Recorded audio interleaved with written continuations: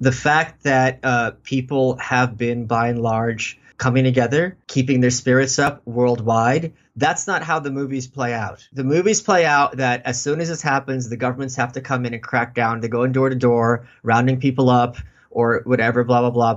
And it's been a while, and I'm shocked by how mature everyone is, and glad how mature everyone is being. And frankly, I'm also shocked and delighted by how much the politicians are keeping it together. How there's a lot of, all right, let's, Italy's calling the US, they're calling Boris, they're calling South Korea, President Moon. They're like, all right, what do we need to do? What's working over there? What's working here? And there's a and they're also being, other than obviously China, as transparent as possible. Here's what we're doing. Here's the numbers. Here's what's working for us. Here's not what's working for you. And I think that makes people feel a lot like, all right, they're on it. Michael motherfunking Malice in the building. How are you? Boy, brother. Yeah, good to be here. Governor, I think that's what I Cup of tea, right? Governor. How are you? Yes, rather. So I feel like we need to bridge the gap between our first episode and this one, because this is like someone watching season 1 of Michael and Chris and now watching season 5 of Michael and Chris. And there's a whole bunch of narrative that's gone on. Now we're living together. We own a dog. I've met your parents. I'm considering proposing, all that sort of stuff. And it's been 5 seasons. Season 5's getting serious, man. So, I want to ask you, what have you learned since we've been friends? So it's funny. I'm going to answer that question in a second. I just finished reading this book, which is called Gumption Island, which is a forgotten book. It came out in 1956 by Felix Morley. He was a Pulitzer winner. He was the first one to win a Pulitzer for the Washington Post. He was one of the founders of the Mount Pelerin Society. He later became a prominent, anti-war right winger. And the book takes place, basically the premise is there's this community in Maryland, in America. They're hit by the Soviets with a weapon, and they're thrown back in time to the dinosaur era. And what's amazing about this book, there's all sorts of action that happens off screen, like you were just mentioning. And I'm reading it, I'm like, did I miss something? Like the Russian character marries the daughter of the other prominent character. And you only find this out when they're like, well, ever since you guys get married. I'm like, wait, when? They were never even dating. Where was the ceremony? Yeah. They were never dating. One of the kids is eaten by a pterodactyl, and it's never mentioned again. I'm like, hold, isn't this a problem when children are being eaten by anything? And then there's this whole subplot where the bankers in this community want to have a coup and basically seize control. And like 5 pages later, it's like, well, ever since we had to impeach blah, blah, blah. I'm like, wait, the coup failed? Like, it's so crazy reading like this. So what have I learned since we've been friends? You and I probably chat on a daily basis at this point, I think. You're probably the closest person in my life who I've never met. And I think, we come at life from probably different perspectives, but similar wiring. Different, very, very different life experiences, but a similar approach being extreme intensity, intellectual curiosity, pride, yet self-awareness. I think maybe we all fail in some of those, maybe not others. So I think one of the things I have, well, you've given me some fitness advice, which has been very useful. Mm-hmm. But I mean, since we became pals, it's this mates, I think they say over there. Mm-hmm. This whole virus thing, obviously hit. So that's obviously thrown a number for all of us. Know what? The one thing I've learned, I would say, if I had to put the one thing, is that I have a bigger, this is going to sound pompous and I don't care. I have a bigger audience than I realized. And that there are people who, when I do crap like this, it actually gives them something to do. So I better get off my ass and do it. I don't have the space to be kind of in hermit mode. I couldn't agree more, man. There's an analogy that I use all the time about the hero in the mythological stories. And it's like, it's the unwilling hero. The hero has to go and slay the dragon, not because he wants to, but because he can. And because he can, he has to. It's like, if no one else is going to go slay the dragon, and I said this to you, I can't remember where I was. We were driving somewhere. I had you on Skype talking away. And I was like, man, like, you have a particular coalition of skill, like a Liam Neeson. I have a very particular set of skills. and you have a very particular set of skills. And if now isn't the time for people who can make their audience feel connected and like they're a part of something, if now isn't the time to do it during a global pandemic where everyone literally can't leave the house, then when is that time? Yeah, but for me personally, there's two big issues with that. One is, and I just had to block someone on social media because they were just rolling their eyes. I'm an extreme introvert. I do not do well with groups, which is not, which is, people misunderstand what introversion is.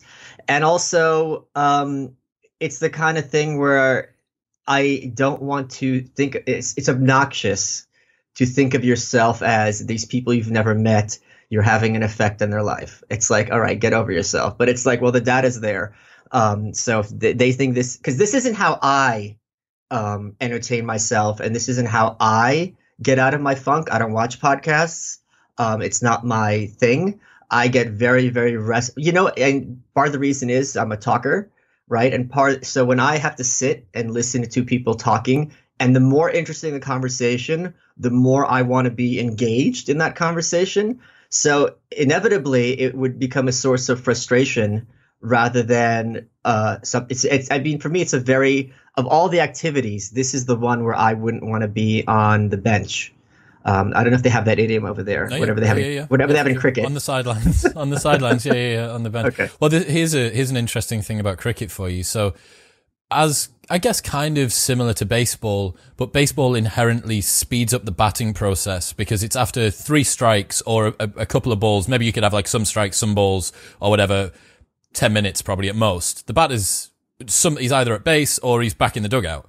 Whereas there's guys in cricket, I've played games where one batsman has been at the crease, as it's called, out on the field for days, multiple days that a batsman's done that. And if there's not a lot of other players getting out, that means that, especially if you bat down the order further down, you're just sat in a pavilion watching the game unfold. Like, there is no more lackadaisical sport on the planet than cricket. You're just there, like, observing it happen. One of the most annoying things about cricket, and I do have something annoying, is that in 1990, when Sir Geoffrey Howe was turned on Thatcher and he stood up in the House of Commons and he had his speech that took her down days later, and he was just using a cricket metaphor to talk about why she's horrible, she's got to go. And it's like going to the crease only to find out your something has broken your something. And everyone in the House of Commons like, holy crap. I'm like, I don't know what these words are, like crease. So it's just like, dude, if you're going to have this speech, which is going to go international, very historic, this is the Judas speech, like at least have it be universally understood. I don't think cricket is played outside of like former British Empire colonies, right? It's not played in like France, is it? Yeah, it is played in France. Definitely British colonies, I think, overtakes like South Africa, Australia, New Zealand, UK. Like, I don't think Canada even plays it. Not sure. Yeah, maybe not. I don't think they do. I'm very big at Canadian culture. I'm not sure if Americans have the patience for cricket, man. Like, we'll do now. Fucking everyone's got the patience for everything. Yeah, exactly. Yeah. I want to bring up probably the best story that I've seen recently, which is about Rishi Sunak, who is the British Chancellor. And this is in The Independent yesterday. Your strange crush on Rishi Sunak could actually be a racist fetish. So a real. Do you know who Helen Primrose is? Pluckrose. Pluckrose, yeah, that's what I meant. Sorry, yeah. Yes. So she was the one who, and a couple of her friends, I should say friends, colleagues, I'm sorry. She wrote an article for some peer-reviewed journal just filled with jargon, and it was incoherent, and she got it through. And she's really excellent on Twitter, and she's one of the people I resent who doesn't follow me back, but that's okay. And she made the point that the social justice subculture, you start with the reverse, with the conclusion, and you reason your way backwards. And that's an example she used. She was talking about cashiers. So if you are don't talk to the minority cashier, you're racist. But if you talk to them too much, you're fetishizing them. You can't win. And this is an example. Like, so if you don't like a person who's a minority in power, you're obviously prejudiced. But if you do like them, you clearly like them for the wrong reasons, and you just can't win. I don't know who this person is. They haven't crossed the pond, but so it's the guy who is for a period was going on TV. It's let me look him up. Rishi Sunak. He's the British Chancellor. He's the man who's in charge of our budget at the moment. He's the guy that went on TV and said we are finding he's young. £330 billion. We will be paying everybody 80% of their wages, because it is important for us. I said we would get it done, and we will get it done. When I meant we will get, like, dude, he killed it. Like, season 1 of the British government was awesome. Then in season 2, they killed off Rishi and Boris because they've been in isolation. So careful. Let's use a choice of words. Knock on wood, Boris is still with us. And I'm just going to interrupt you. I'm sorry. I just had this tweet. I wish for the health of Boris Johnson and Jeremy Corbyn. I know it's secure now. But if a world leader goes down, people are really going to start freaking out. And the consequences there are really, really going to be disproportionate, regardless of whether you think Boris Johnson is the devil. Andrew Doyle found a bunch of tweets of people saying, I hope that Boris passes away. I hope that he dies, this, that, and the other. And you think like how short-sighted you have to be for that to be the sort of thing that you decide to go out of your way to type on a keyboard and press send. Well, it's two things. Let's outdo them at their own game, right? Let's be out soulless. If that happens, this is going to get people to like the Conservatives more because now they have a martyr. Simply. He's going to be retroactively regarded as a hero because we always look at people fondly when they pass than when they're alive. And so this is not going to get you the result that you want. And again, not to mention the social unrest that will happen as a consequence. So there was this one of the greatest essays I've ever read online. In fact, I could probably name only 5 essays that I've read online that are like super, is by Slate Star Codex. And he had this piece called I Can Tolerate Anything Except the Outgroup. Are you familiar with this? No. Meditations on Moloch by Scott Alexander on Slate Star Codex is probably the best thing I've read in the last 2 years. Yeah, so this piece is a masterpiece because he went through social media and he compared people's reactions to when Thatcher died to when bin Laden died. And he pointed out that when Thatcher died, the song Ding Dong, the Witch is Dead is in the charts. And when bin Laden died, there were plenty of people who were like, come on, this is a human being, even though he was evil. And this dissonance, he points out, is similar, I don't think he uses this analogy, to the uncanny valley. The idea that when mannequins or, cartoons become a little too lifelike, but a little not lifelike enough, that little spot, it's actually very disturbing, as opposed to when they look exactly like humans or they look like cartoons. And it's like when someone is close to us, but just a little off, we are much more put off at them and are much more hateful than if someone is completely, outside the fold. Yeah, it's a weird one, man. The way that people have been reacting. But yeah, okay, let's not use the word kill off. They got rid of them from season 2. So I'm hoping on Monday, season 3 of the British government restarts. And I'm hoping that they bring them back, that they do like King in the North type Game of Thronesy stuff. I'm just really sad that Rebecca Long Bailey didn't get the nod because I was a huge fan of hers because she's a real life Titania McGrath. And she was saying how this is her line, that inequality keeps her up at night. And it's like, I mean, it would have been fascinating to see because I feel like Boris Johnson and her are both kind of caricatures of people and a certain political stance. Mm-hmm. So watching that kind of like, it would feel much more like a movie than adults having adult conversation. Cliche versus cliche, isn't it? Yeah. Yeah, man. The next thing, so there's only 2 things really that I've got to bring up. But the second one is this David Icke interview on London Real. Have you seen anything about this? If I hadn't brought it up to you over message, would you have seen anything? I told you I thought it was pronounced London Real. Isn't there a city called Real Madrid? Isn't that a sports team? Real Madrid is the team from Madrid in Spain. Yeah, London Real. So I assumed London Real is something to do with that. Like maybe it's their British. I'm not even joking. The British fan base for Real Madrid. Okay, no, it would actually probably be more fun if it was that. But let me. I'm sorry to interrupt you. Are there British fans of teams from other countries? Yeah, some. Okay, not a lot. I think when you come from the country where the top flight of football is played, people they get sucked in, but there will be. I'm sure. I've got a couple of friends I know that support some French teams and a couple that support some. I think it would tend to be that you would have a preference when other foreign teams were playing each other. Sure. But in domestic games, you'll have your own team as well. So who's the most popular foreign team in the UK, would you say? Oh, that is a good question. Juventus, perhaps. Atletico Madrid, Real Madrid. Bayern Munich, maybe. There's some there's football fans just screaming at their phone, into their AirPods at the moment, telling me what it is. But I think they would probably be up there. All the European ones. I don't think anyone's going to be loving like LA Galaxy or something like that. I don't think that there's going to be. So yeah, David Icke. You know who David Icke is? No. Okay, David Icke is a British. How would you even call it? Conspiracy theorist. Like, I do. I thought it was pronounced Icky. I'm not, because we have someone named Harold Icke's here. He's the one with the lizard people with Colorado. Correct. Yes, of course. Lizard people. Yes, right. David Icke. David Icke. So is it Icke? You sure? Icke. 100%. I'm not sure. 100%. Oh, okay. I'm sorry. Okay. David Thank you. So he did an episode about 3 weeks ago on London Real, with Brian Rose, who I've felt a little bit off with for quite a while.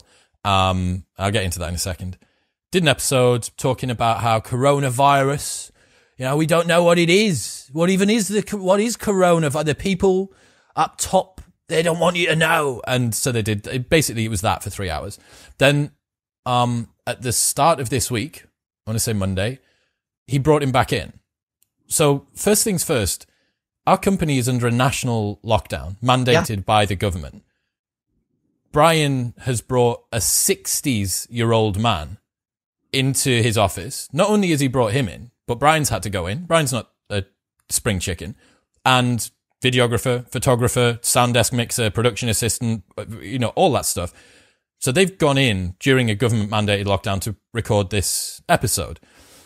And they record it, and I've listened to the full thing. And David Icke says, he opens up, and it got taken down off YouTube. I'll get onto that in a second. But if you go into Apple Podcasts, 4 minutes and 33 seconds, he says the sentence. This is David Icke. This is the headline. There is no COVID-19. It doesn't exist. Yeah. So that's how he opens up, right? That's the headline of this. He says it himself. It's self-defined. And then on Tuesday, YouTube takes the video down. YouTube deletes. It had a live stream. It was very well watched. It was garnering a lot of attention, that obviously. And they take it down. Takes a little bit of time. Brian gets in touch with them and says, finally speaks to them. And they said, we have a policy at the moment. And now any videos that are saying that COVID-19 is fake or that it's related to 5G are subject to this same taking down. Now, the problem is that because they took it down, it's turned from being a discussion about the credence behind David Icke's arguments to now a free speech issue. Yeah. And it's immediately just, they're trying to censor the truth, bro. That's the first thing that everyone has now. And I don't believe that YouTube were right in taking it down. I don't think that there was some evidence that people had set fire to 5G towers in the UK, but it wasn't as if it was incited by that episode. So I don't really think that they have any reason to do that, but they did. And now Brian Rose has been on an absolute warpath. Like, fuck the BBC, fuck Facebook, fuck Instagram. I don't even need you. Very narcissistic, very, very self-involved, incredibly self-involved. And that's kind of been one of the biggest things that's happened on the internet in the UK this week. Been pretty mad. Well, it's funny. He had the exact opposite reaction that I had. My reaction is no one cares what you have to say, so I can just sit on my ass and be fine. Obviously, he's got a much bigger audience than I do, and his reaction goes, everyone cares what I have to say, and if I don't do this, this is a kind of threat to the world. This hasn't crossed over here. I don't know about this being a free speech issue. What I am concerned about, and I've talked to many of my friends, I'm an anarchist and very, very skeptical of government power, but we are all very happy that in every country, it hasn't become rioting. It hasn't become civil unrest. That, yeah, sure, these laws are in place, but I think people are more than happy to do this voluntarily. And I'm shocked and delighted how much, because we've all seen the thing that I was having a very big issue with this whole situation was transitioning. I'm a New Yorker. I've been here all my life. And you and I talked about this on the phone, how it was very difficult for me psychologically as a New Yorker to see the streets being empty. It's something I just couldn't I felt like I was in a movie or a crazy person. And there were movies like I'm Legend or Vanilla Sky where you've seen this. But to see it in reality, it just was a disconnect. And this had, you laugh, but this really had really bad psychological consequences. So, and no, you're right to laugh. But at the same time, I am glad. And the fact that this happened so quickly is also that there was no real transition. It's overnight, like don't get in your house, don't come out. The fact that people have been, by and large, coming together, keeping their spirits up worldwide, that's not how the movies play out.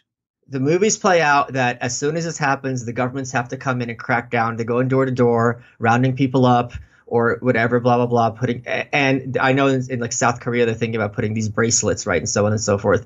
And we haven't gotten there yet, but it's been a while. And I'm shocked by how mature everyone is and glad how mature everyone is being. And frankly, I'm also shocked and delighted by how much the politicians are keeping it together, how there's a lot of, all right, let's, Italy's calling the U.S., they're calling Boris, they're calling South Korea, President Moon. They're like, all right, what do we need to do? What's working over there? What's working here? And there's a very, and they're also being, other than obviously China, as transparent as possible. Here's what we're doing. Here's the numbers. Here's what's working for us. Here's not what's working for you. And I think that makes people feel a lot like, all right, they're on it. Yeah, I couldn't agree more, man. Like the response has been surprisingly mature from everyone, and from public and government. And of course, there's people online who are rolling their eyes right now, but like, how can you say that given X, Y, and Z? Well, yes, I'm saying that considering that information that you also have, given that negative stuff and the positive stuff. I am the fact that we're not in Lord of the Flies, the fact that we're not in Mad Max, the fact that we're not in, we had riots in Baltimore, we had riots in St. Louis not that long ago. The fact, obviously, it's harder to riot when there's disease around, but rioting is not a rational, like, you don't sit at home. You're like, all right, when would it be most feasible to riot, right? It's a powder keg. Here's another one, the fact that we haven't had home invasions. Things like this, and people getting, God forbid, raped in their homes. I mean, this is sitting ducks. That is really gratifying. And this is another reason I'm a hardcore optimist, and I'm a hardcore optimist not because it's my nature. I'm Russian born. It's my nature's the opposite. I'm a hardcore optimist because I look at the data. And if you're going to be a cynic and you looked at the situation now, you'd predict, people are going to be starving, blah, blah, blah. It's like, no. People are really bending over backwards to maintain this social order. Now, we'll see how long this lasts, but it's lasted quite a bit of time already. And as well as could be expected. The thing that is becoming increasingly challenging for me, and I don't know whether this is just who I'm exposed to online or some of the stuff, is it's an easy step from that to the conspiracy theorist types that believe there's a second motive to everything that's going on. For them to say, well, see, this just proves how compliant the public is when the government decide that they're going to shove their hard rod of fucking policy up your, they're eroding your rights. They're taking away this, they're taking away that. And you're like, dude, fucking give it a rest. Like, what's your alternative? Genuinely, what is your alternative to this? Would you rather that people were, so Brian Rose, again, like the guy is brazenly walking around London filming videos, 10:30. Hey guys, 10:30 p.m. London Real offices just finished up here. Just wanted to give you an update. It's like, Brian, mate, there is a fucking government. That's why you sent me that video. Now it clicked. Okay, yeah. You sent me that video. I didn't understand what I was looking at. No. Okay, I sent you a video of him by day on the rooftop on the rooftop of government of London Real's offices saying, just finished a workout here, London Real HQ, done some kettlebells, some sprints, bit of breakdancing in the stairwell. Can you imagine coming down the stairs to find Brian Rose from London Real doing breakdancing on the landing? Brian, can you stop fucking power windmilling, please? I'm trying to get to the...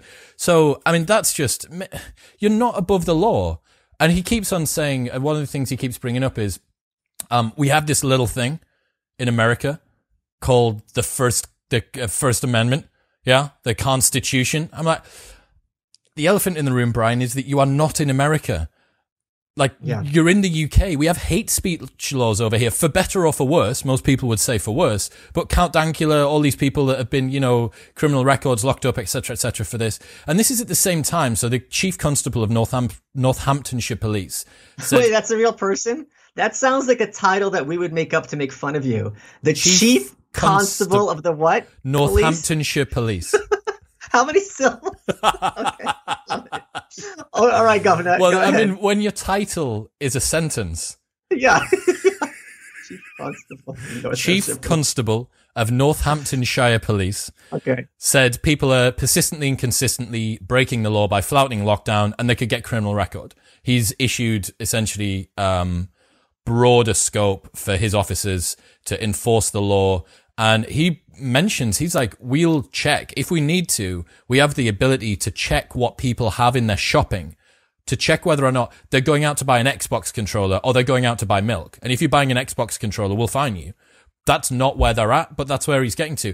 All the while, Brian Rose from London Real is getting a senile old man to come and talk about lizard people in his offices in the center of one of the most populous cities on the planet during the middle of a global pandemic. And I can't, like, it's just really, I already had Brian was already on my watch list. He was already on my cunt list. And now he's just like gone straight to the top.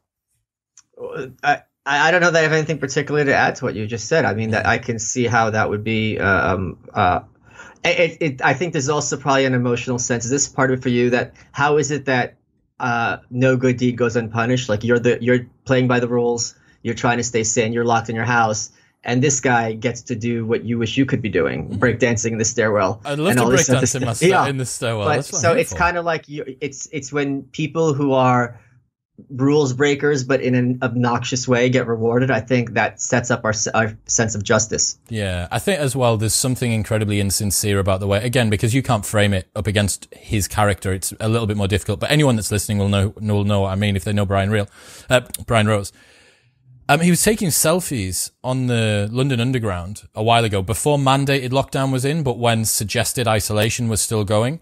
It was just him on the London Underground in an empty carriage, essentially being like, I am here, look at me, I am a thought leader within this space. And he kept on talking about, we need leaders and men of action. I'm like, we need people to stay in their fucking houses, Brian. You need to go break dance in your living room, and you need to just do what every other podcaster, when Joe Rogan is doing episodes over Skype with like fucking Dan Crenshaw and that virologist the other day, and he has been the most like voracious advocate for not doing that. He's like, I hate doing episodes over Skype. When he's prepared to bend his rules and he's the biggest on the planet at what he does, like, why can't you, especially when you bring in an OAP in? See, if this Brian guy was smart, he would make a point which does have historical basis. And I just talked about this earlier on a radio show today here in the States. 1918 was when the U.S. entered the Great War. And this was, for many of the, at the time, progressives, a huge thing, because they're like, all right, we're going to this war. We're going to have our fantasy that we've been advocating for a couple of decades now of having the state manage the entire country basically like one giant company.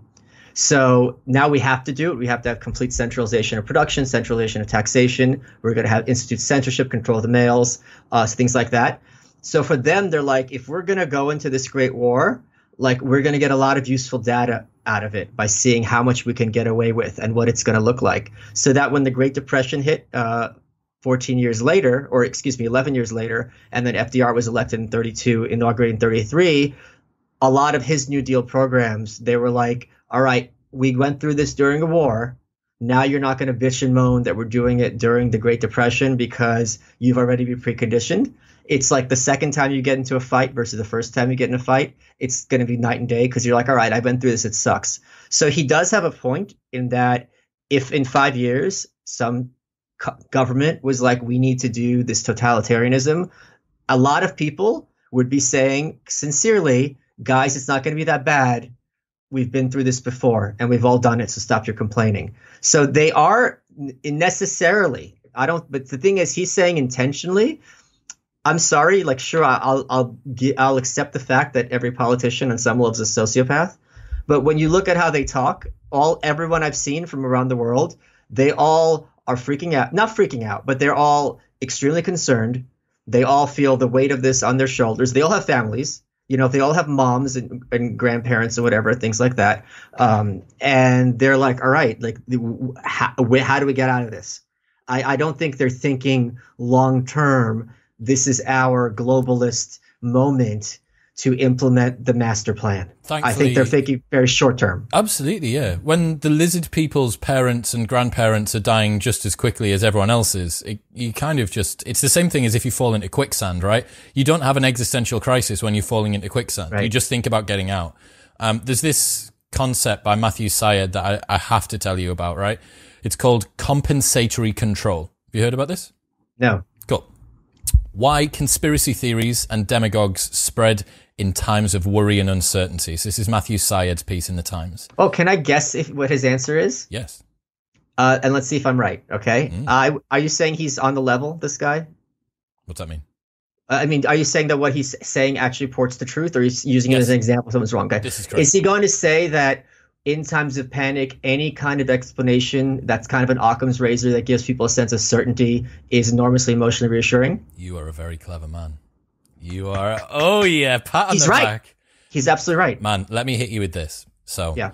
Psychologists have conducted experiments to shed light on why people lose or at least suspend rationality. One experiment asked people to imagine going to a doctor to hear an uncertain medical diagnosis. Such people were significantly more likely to express the belief that God was in control of their lives. Yeah. Another asked participants to imagine a time of deep uncertainty when they feared for their jobs or the health of their children. They were far more likely to see a pattern in meaningless static or to infer that two random events were connected. This is such a common finding that psychologists have given it a name: compensatory control. When we feel uncertain, when randomness intrudes upon our lives, we respond by reintroducing order in some other way.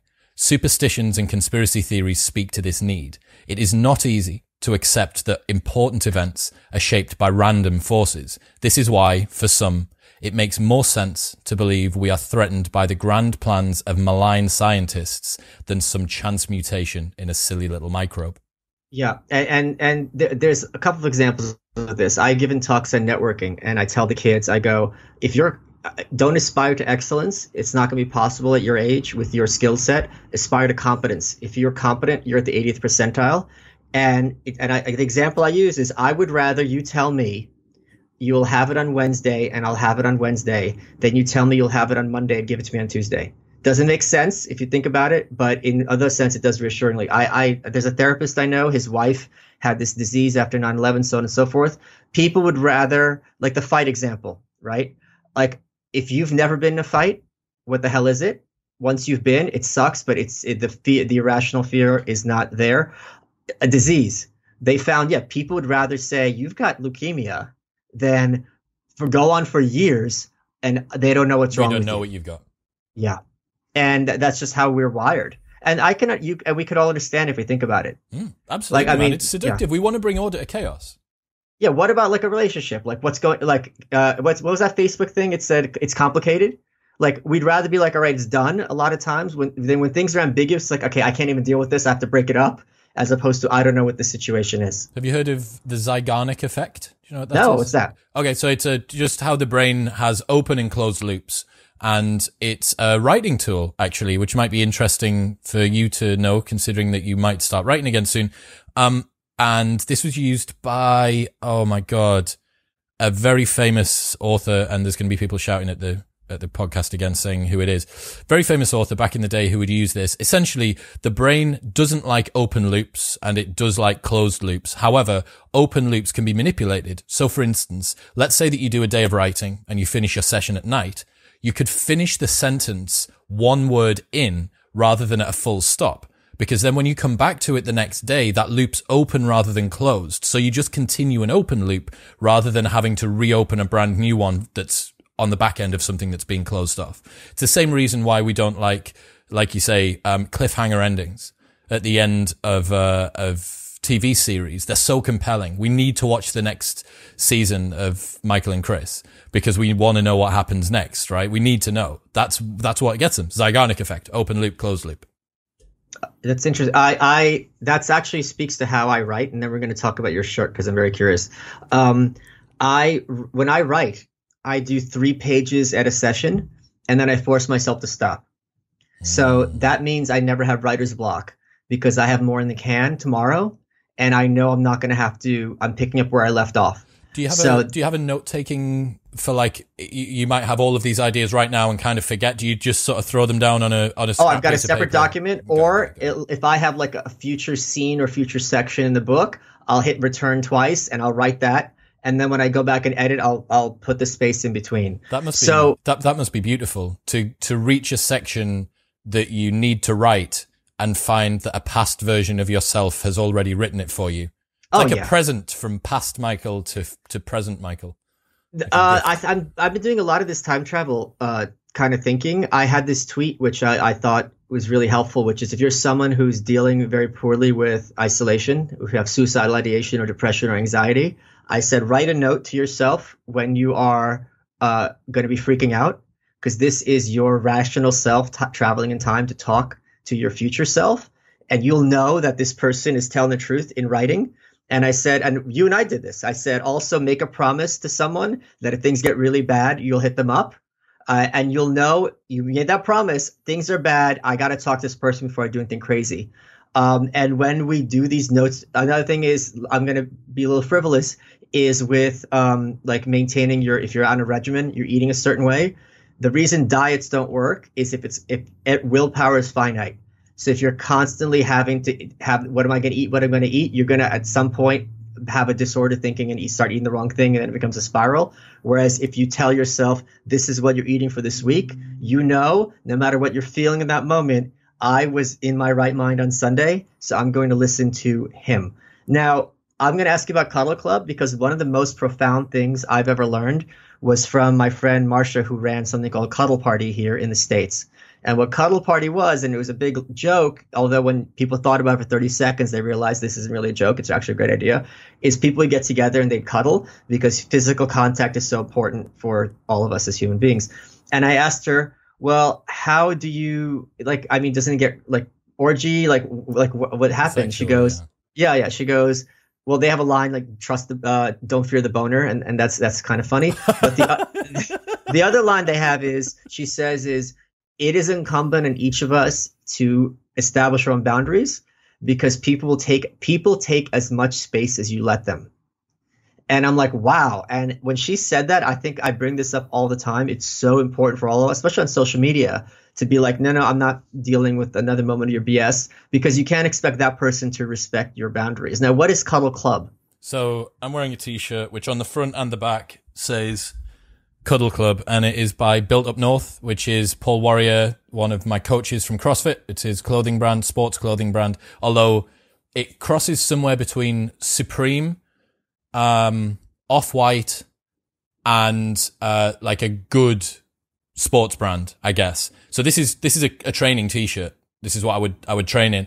And Cuddle Club is a concept that they've been throwing around for ages. In fact, they've just donated, I want to say $2,500 to Mind, which is one of the UK's mental health charities, from a limited edition release of long-sleeved Cuddle Club tops, same as the one I've got on. So I bought one of those, and it's a reference to people working hard in workouts. This is not fucking Cuddle Club. You don't get. This wasn't a cuddle club, really nice. This couldn't be further away kind of from your, ladies, what sounds absolutely lovely, a lovely experience of people kind of giving each other support and love. This is more like, let go of the fucking balloon. No one's going to do the work for you. I have a t-shirt in there from the same brand, which says, the magic you are looking for is in the hard work you are avoiding. Oh yeah. Yeah. So that's what a lot of the stuff. So shout out Paul Warrior, Jordan and Tim, who will be listening, who are all pushing this sort of rhetoric when it comes to training. I think it's so cool. And it reminds us, especially when it gets to training, we can become, especially if you're slightly cerebral, and a lot of CrossFitters are, scheme, this workout, hours of sleep, I'll track it on my Whoop band, this is my HRV last night, all this stuff. You kind of forget that there is just a raw animalistic nature to training where you kind of need to go balls to the wall and perhaps give risk, forget risk for a little bit and just focus on intensity and have faith that your physiology, that your training, that your movement engrams, your nutrition, everything will kick in at that time. So this is not Cuddle Club, but it's also a funny joke because there's a bunch of boys that work for us who went through a period where they just couldn't have sex. They kept on going back to girls and girls' houses after a night out, and they were unsuccessful, rebuffed in one form or another, or couldn't get it up, or whatever it might have been. And then this t-shirt, I bought the t-shirt at the same time, so it was very timely on like a number of levels. Well, let's talk about the flip side of that. That speaks to, there's a great British band I could not adore more. I have a framed picture of theirs signed in my living room, Saint Etienne. I don't know if you're familiar with them. They're a club band. And they have a song called Soft Like Me. And it's just encouraging people to be soft. But I think a lot of times, and I've messages to you, that we need to be kind to ourselves. And we tend to think that if we are relaxing, or especially when we're younger, I have a protege and he kind of had this, I had to talk him out of it. Like whenever I get a paycheck, 10% of that money has to be spent on frivolities. I put that aside because otherwise being self-employed, I remember the lean years, not that I'm particularly wealthy now. And I would always rather wait for the train than pay for the cab. And now it's like that tithe, like you have to throw this money down the drain so that if you're earning money, enjoy it. So I think a lot of times we have trouble confusing, am I being kind to myself or am I being lazy? Because the mind is very good at finding excuses not to do the work. It's very good at finding excuses. Don't go to the gym. You go tomorrow, play the video game. And that's not what I'm talking about. But it is something that's very important for driven people to be able to relax, enjoy the fruits of your labors, and instead of beating yourself up all the time, give yourself a kindness. Because if you are beating yourself all the time because you have this kind of maybe not as good self-esteem, I'm not saying that's your problem. It's not yours problem. It's our problem. Well, maybe that person with low self-esteem could use a little kindness. And maybe that will make his or her life a little brighter. So this is something I think is and that's obviously not really the opposite of what they're saying. You shouldn't half-ass your workouts. But this is something I think a lot of us could use a little bit more of. And there's also something I'm very opposed to in my work. I don't know if it's that way over there, but here in New York and in media circles, there's this really nasty, sneering cynicism towards any kind of kindness or warmth or friendliness. It's seen as eye rolling. It's seen as corny. It's like you're hard. Can you give an example? Well, like any kind of movie or kind of expressions of affection, is really kind of like, oh God, oh please. It's regarded as ridiculous or somehow less than music, right? Or movies. If the plot isn't about pathos and about depravity, and it's just about like a family having a fun vacation and it's very kind of heartwarming, a lot of times it's not regarded as legitimate as if they'd gone through, the kid having leukemia and Make-A-Wish and so on and so forth. And I hate that attitude. I really hate it. I think kindness goes a long way. And here's another example, social media, right? I'm always against this idea that if something is common, that doesn't mean it's the norm. Just because everyone does something does not mean it's actually how things should be and that it's acceptable. And it's perfectly appropriate on social media to go up to strangers and just call them the nastiest things possible. And it's like, congratulations, you found a moron on Twitter. Like, this is your big accomplishment for the day. There's no shortage of them. Whereas I'm a big troll, as you know, as some listeners might know. My way that I've always trying to push trolling to the next level. And my trolling technique for 2020, I started out is I've been texting and writing messages to friends of mine, really kind things, being like, hey, thinking about you today. I just want you to know I appreciate you as a person. And they don't know how to react and it freaks them out. And that's just, so it's win-win for me. They don't know what to do. Michael, are you okay? Yeah, are you sure that you're fine? And I tell them the truth. My life is genuinely better since I've met you. And they're like, well, how do I respond? Because we don't have that space to be kind to one another. Everyone has to have a joke or dismiss it. And I'm like, that's a little insidious. There's so much for us to unpack from this, but you know, people that are listening, here's one thing that I realized I was doing. I was really bad at taking compliments. And Really? I would brush them off.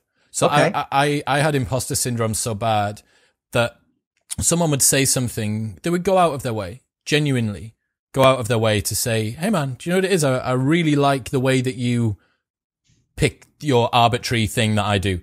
Open a can of Coke, write words, do your marketing copy. It might have been like a physique compliment back in the day, or it might have been something to do with the business, or whatever it might be.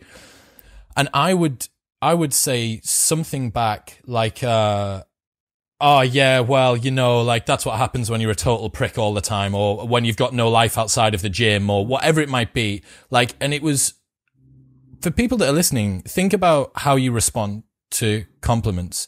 And if that's the sort of thing that you say, there's a couple of implications. The first one is that's because you don't believe that what the other person is telling you is true. That's the reason you do that. And by not needing to accept it, you close the gap between your self-image and what that person is saying. But the more important thing, and this is what really changed it for me, because I wanted to try and find more of a connection with people. And as an only child, this was like a weird kind of bridge for me to get over. What I realized was it's really insulting for someone to go out of their way and compliment you and for you to then fucking rebuff it. They've said something really, really kind and nice to you, and you've just thrown it back in their face. Like, fuck you. Like, and that's why a lot of people, and this was me for ages, I would say, oh, do you know what it is? I just don't really feel like people care about my work, or they don't really like my work. I'm like, I wouldn't fucking care about your work. Every time someone says something nice to you, you just spit it back in their face. Yeah, it's actually, but there's something else that at a certain point, people, when you're certain standard deviations away from the mean, people don't know how to connect with you. Like, I have a good buddy now, and he's like into bodybuilding, and he's at that point where you will notice him. He walks in a room, and everyone has some reaction. It's never just nothing, right? And men are often feel like I wrote a book on North Korea. I've been to North Korea, and if it comes up at a party, this happens inevitably. And like, what's your book on North Korea? They feel the need to just tell me everything they know about North Korea. And I'm like, this isn't a test, and you can't win. And it's fine that you don't know or care about North Korea. This isn't how, but they're trying to build that bridge between their circumstances and mine when the bridge is already there. So when guys come up and they feel the need to have this conversation and be all like, not complimentary, more like almost like a servile, you know, like, oh, blah, blah, blah. Like, he's like, I don't know how to react because either I come off like a douchebag or I come off whatever. I go, just tell them you're compensating for your tiny penis. And when you say it like that, the guy will laugh, and it's like, oh, this guy's normal. He just likes working out. Well, this is a good point to interject here. Why don't you mention, because I haven't heard you say this and I haven't asked you this, but you tweeted one of the most complimentary things that I think anyone's ever tweeted about me after our first podcast. And you said there's only two people in my life ever that have the two people whose opinion changed the most after I talked to them was you and Joey Salads. Yeah. What did Joey do? Because I want to know that. Joey Salads is an internet, he was like a prankster on YouTube. He's a YouTube personality. He's a total bro, like, you know, in every way. He came to, and he was running for Congress. I think he still is. And he came to do my show. And I'm like, this guy's going to be a total moron, and I'm going to completely clown him. And within minutes, he was like, I don't know about the Fed. I don't know about the taxes. I do know about social media. I think the Republicans need an AOC. I think I could bring that to the Republic. And I'm like, oh, so he wasn't presenting himself as anything other than what he was. He was open about his limitations. And he's like, here's how to get laid. Like, he's like, this is what you got to do on Instagram, blah, blah, blah. And he's giving me tips, like, from a friendly place. And I was like, I had him completely wrong. And when you're coming from that, when you have, it's the expectations game, right? So when I came in, I thought this guy's going to be a joke. And right away, he's not that he's being humble. It's that he's being honest. He's like, I don't know these things. I mean, if you're going to try to play gotcha with me about foreign policy, yes, you'll win. So I was like, oh, shit, this guy, because a lot of these YouTubers, you think that they're going to have their head up their own ass, and I'm sure many of them do. I haven't met many. It was not that way at all.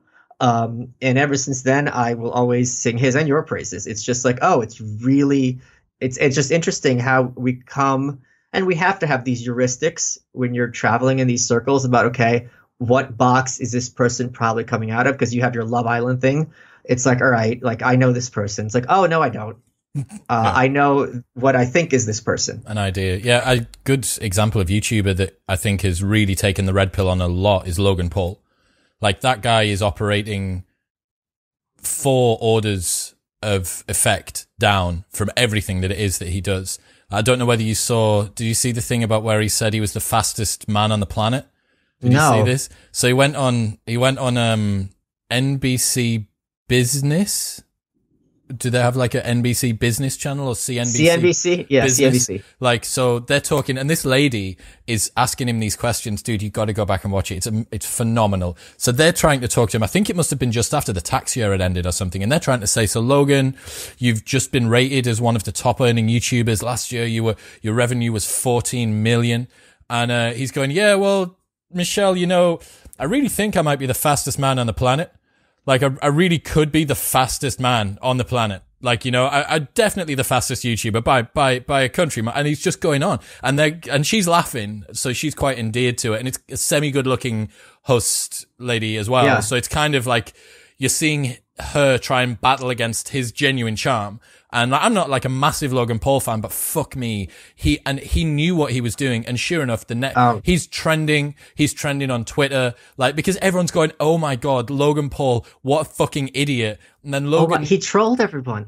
You made me not hate Logan Paul with just that one anecdote. Dude, he's really operating very, very cleverly. And then I think a couple of days or a couple of weeks later, he tweeted the back end of his YouTube studio ad revenue for what he'd seen change in his channel from doing that, and was like, how's this for finance news for you? Wow. Fuck, okay. I'm impressed. He really blew me away by that. Yeah. Proper fucking good guy. I've just remembered you disagree with one of my videos. Oh, yes. So you had this video where you are advising people that we all desperately want to be, we aren't normal, but we want to be normal, right? And I think the vast majority of people do not have any independent thought whatsoever. And many of them resent the very idea of independent thought and individuality. Yeah, I agree. Oh, okay. We're on the same page. Yeah, I don't think that that's wrong. I think what I get worried about, and this is speaking from personal experience, is individuals that dilute down their own unique offering that they have, their compilation of skills, life experience, background, odd left field thought, and they choose acceptability over honesty because they want to be well liked. And there's that quote from my friend George McGill who says, I'm astounded by how many people want to be exceptional in life, but also want to be well liked and normal. By definition, being normal requires you to regress to the mean. Ordinary people get ordinary results. Extraordinary people get extraordinary results. And I think a lot more people become normies through the diluting down and the nerfing of the corners and the edges of what makes them interesting, because they're scared of not being accepted. Well, that's something that is an existential nightmare. And I think that's something, thankfully, that's decreasing. Because the more that there's people like Rogan and all these other types who are encouraging people to find their own path. And I think now being different in a genuine way, like, you know, like I have this guy who I exchange things with. He's a metal worker. He sent me this worry coin I carry around with me. He's, like people doing cool, awesome things. I'm not saying he's a freak, but he's not normal. The more of that there is, I think, in high school, back in the day, it's a lot easier to isolate and marginalize that person. But now with the internet, it's much, much, much easier for that person to create an audience and to have people drawn to him. So that pressure, which may historically have been the case because you're going to have to work for a company, is really, thankfully, a bygone thing. And my audience certainly I'm very, very opposed to normalcy and this idea that we should strive for normalcy. And so I think that's very sad. I think a lot of things also happen is when people are young and their parents are forcing them. Like I tell kids, I go, look, you want to be an author, right? Go to and you tell your parents you're going to be an author, they're going to yell at you and blah, blah, blah, and you can't make a living and so on and so forth. And it's extremely hard. There's no question. But I said, go to any bookstore, right? Look around. Look at all those shitty books. That could be you. You could be that mediocre author. But when you put in those terms right away, it's like, oh, this is feasible, right? So a lot of times we have this idea that to be kind of exceptional, you have to be Einstein or you have to be Rembrandt. It's like, no. That shitty author is also has a weird job and is exceptional. And maybe you're not going to get even to that level, but I promise you by the time you're 30, 40, if you haven't tried, you will regret it for the rest of your life. And if you tried and failed, you still wouldn't care because you shot for it and you're like, I wrote a book, it didn't get published, but I learned a lot from the experience. Everyone this is such a cliche, but people haven't gotten through their head. There's the seen and the unseen. Every single person who's accomplished has an entire storage case full of failures, but you're not going to see that because that's not what reaches the public consciousness. So it's like, yeah, I promise you, I've got 3 books on my computer that never got published. That's okay. So you need to understand that it's not a failure. It's just a learning process. And the other thing is, you keep knocking on doors. Eventually, one's going to open. It becomes math. It's not even a question of your talent. It's just a question of your stamina. Yeah, there's a quote from Naval Ravikant that I've been throwing around a lot recently, and it's far easier to achieve your material desires than it is to renounce them. And I really love that. And I've spent a lot of time thinking about it. And it kind of touches on what you're talking about there, that some people may choose either through fear of failure or through mindfulness practice and internal work to transcend their desires and say, well, I don't need the car. I don't need to be the author. I am enough as I am. And it leads people, going back to what we said before, it leads people into this kind of apathetic, no requirement to push myself, like they would be in Cuddle Club. That is Cuddle Club. But the alternative thing to realize, and this is my excuse for why I train on a morning, and I want to hear your thoughts about this. If you go out and you do the thing and tick the box, you can still transcend it. You can still transcend needing the fast car, but it is significantly easier to transcend needing the fast car from the driver's seat. And yes, you also get the benefit that by pushing yourself forward by that, inevitably, I'm not one for objective measures of success or quantifiable metrics of happiness and all that sort of stuff. Like, I'm not. But you can't deny the fact that those things are society saying to you, you are producing something of value. You are producing something which is so worthwhile that we are choosing to pay you for it. Fucking give the money to charity. Like, you can do, or give the, just give the car away, give the free clothes away, do whatever you want. But there's no reason not to expect more or the best that you can from yourself. And it comes back to what you said earlier on about learning when you're being strict enough to continue disciplining yourself that you can achieve more, and soft enough to give yourself a break to allow you to not go so far that you then snap. And the reason I train on a morning is I think there is an inherent satisfaction in knowing that you have completed a training session, and it resets every night when you go to sleep. So if you spend your entire day knowing that you've got to train at 8 p.m. at night, that's an entire day with an open loop of anxiety saying, oh, fucking got to train, still got to train, I'm going to train at 8 o'clock, got to train. Whereas if you finished your training session by 12 midday, you're like, oh, the rest of the day's mine. I've already got my training out of the way, because it is a Groundhog Day that resets every single midnight or whenever you go to sleep, and you get to tick that box. I am not a good person to talk to about this because I am psychotically disciplined, and I have been for a long time. So I am so strict with my schedule. I train at night because I don't like it when the gym's busy. So my gym's 24 hours. I would go at 11 midnight. I go to bed at 2 in the morning every night. Wake up at 11 in the morning. So if I woke up and went to the gym, I would resent it.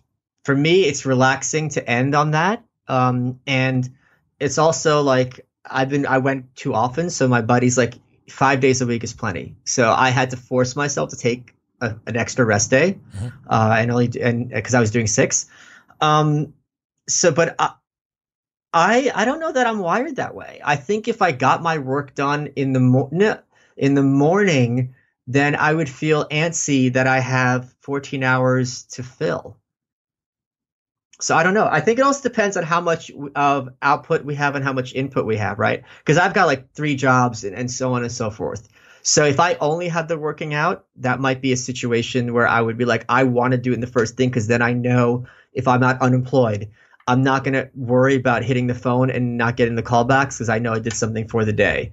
But since I will have enough on my plate, whether I go to the gym or not, regardless, that will take care of that part of my brain, which otherwise would be screaming, it's going to be wasted today. It's going to be wasted today. It's going to be wasted today. You're watching too much, stupid videos on YouTube. Yeah, I wonder whether that's perhaps a little bit of me getting easy wins in earlier on, because I tend to work like that. My morning routine is like 10 wins by 9 a.m. or 10 a.m.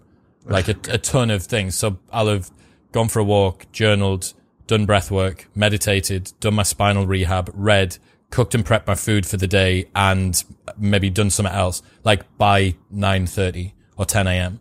And that's just me perhaps still trying to build up that level of self-confidence and kind of belief in my own worth to get the day going real hard, like kind of set off in a high gear type thing and get moving. So yeah, it's an interesting one, man. How have you been finding training from home and stuff like that?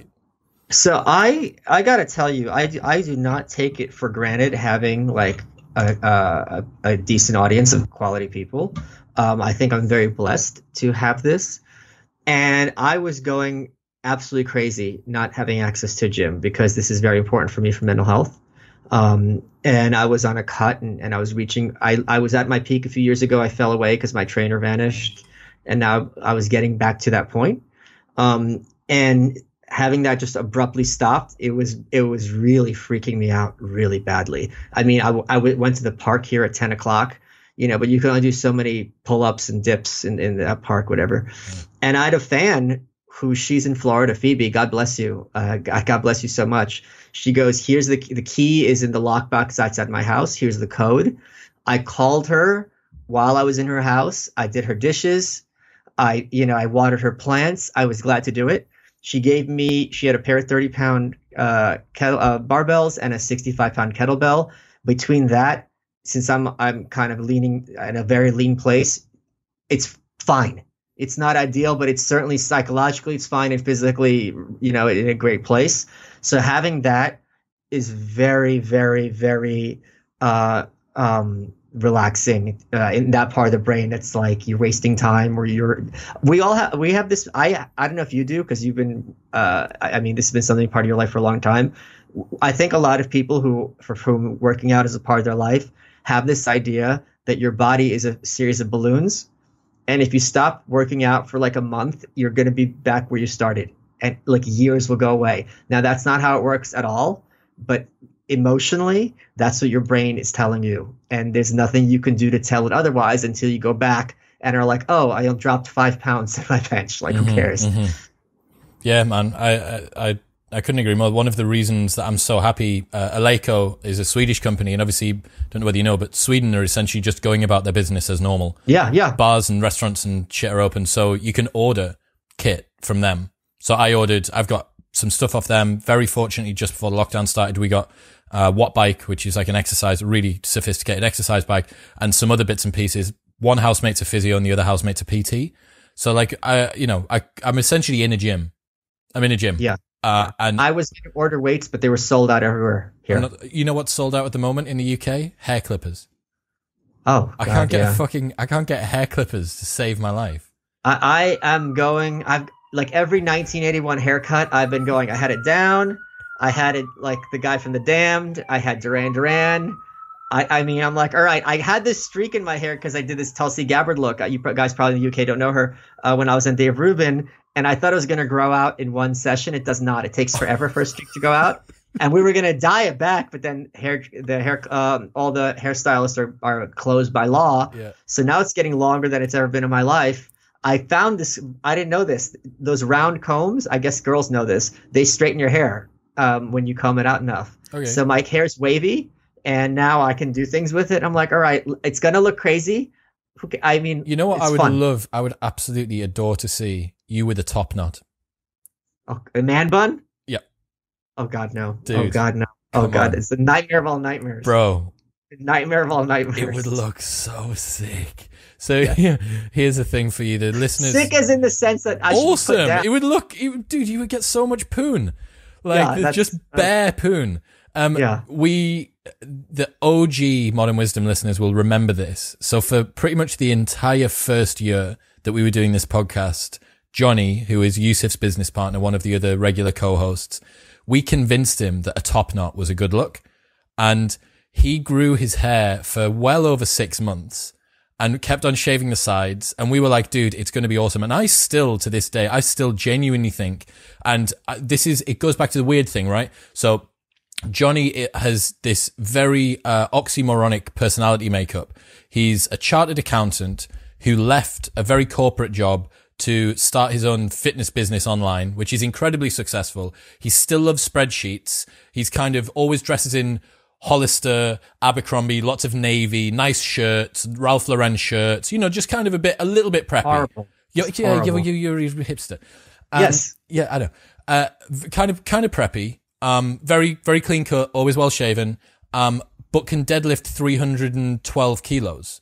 And is wow. And is crazy. A freak powerlifter. He still holds the Northern deadlift record. So he's unbelievable powerlifter, ridiculous quality. And I'm like, there's just one more thing. And I just wanted the top knot, the man bun, to just set him off as like a barbell samurai. And I want top knot. I want top knot Malice. I'm far more of a ninja than a samurai. Yeah, that's true. And it will never, ever, ever.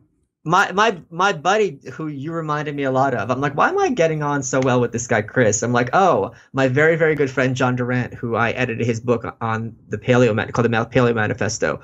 You and him are very similar in many ways, and both very, very white. And he had one for a long time, and it worked for him because he had this whole caveman look. Yep. But oh my God, the idea, oh my God, I can't, I'm just getting tingles. Just disturbed thinking about it. Although I could pull it off. I could pull off a lot. You could kill it. Especially when you've got that with like your like old school jeans from like the 70s, or the cords that have like got all of the pleats washed down or whatever they're called. Yeah. Dude, I'd love that. I'd love it so much. Yeah, maybe next year. I know. Look, Michael, man, we've made it. We made it all the way through. We did Brian Rose. We did coronavirus. We did your training. What are you doing for shows now? People want to like watch you consistently. Where can they go? So me and this guy Dave Smith, he's a very failed comedian. He also has a show on Gas Digital where my show You're Welcome is on. So we've been doing crossover episodes because our audiences overlap a lot.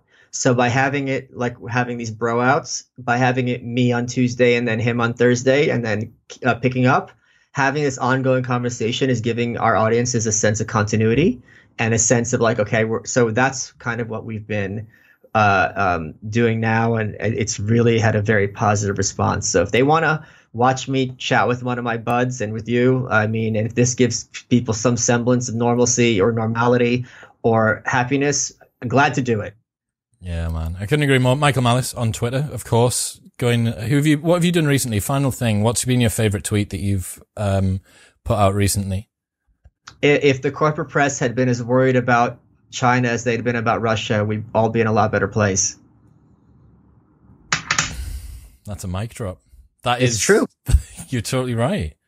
And that is a whole new podcast now that we need to go into at some point in the future to go through that at the very, very end. Look, Michael, man, thank you so much, dude. It's been talk soon, buddy. Pleasure. See you later on.